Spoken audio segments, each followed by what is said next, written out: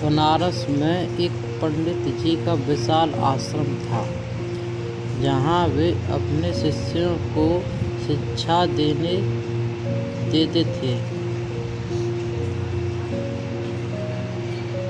उनके आश्रम के सामने एक बढ़ई बैठता था।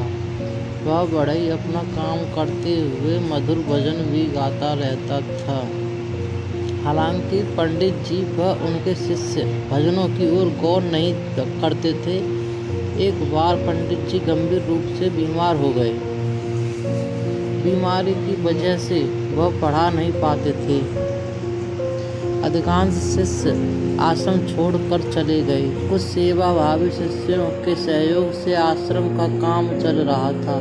सेवाभावी शिष्यों ने पंडित जी की बहुत सेवा की और उनका उपचार कई वैद्य हकीमों से करवाया, किंतु पंडित जी स्वस्थ नहीं हो पा रहे थे। अब पंडित जी बिस्तर पर लेटे लेटे बढ़ई के भजनों को गौर से सुनने लगे। धीरे धीरे उनका ध्यान रोग से हटकर बढ़ई के भजनों की ओर रहने लगा। एक दिन उन्होंने एक शिष्य को भेजकर बढ़ई को बुलवाया और उससे बोले, तुम बहुत अच्छे और मधुर वाणी में भजन गाते हो। मेरा जो रोग बड़े बड़े वैद्य ठीक नहीं कर पाए, वह तुम्हारे भजन सुनने से ठीक हो रहा है। मैं तुम्हें यह 100 स्वर्ण मुद्रा दे रहा हूँ, तो इसी तरह गाते रहना। बढ़ई 100 स्वर्ण मुद्रा पाकर बहुत खुश हुआ।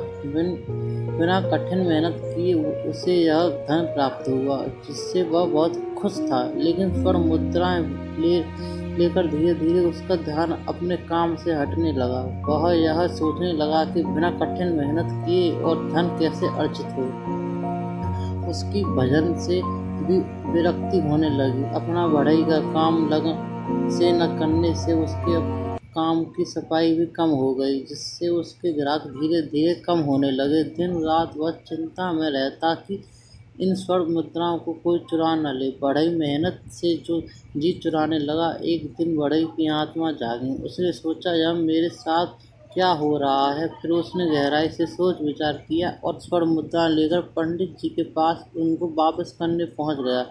बढ़ई ने कहा, पंडित जी, ये स्वर्ण मुद्रा वापस रख लीजिए।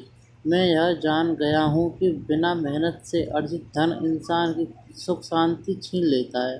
जो सुख अपनी मेहनत की कमाई में है, वह पराई धन में नहीं। अगले दिन से बढ़ई के मधुर भजन फिर से सुनाई देने लगे।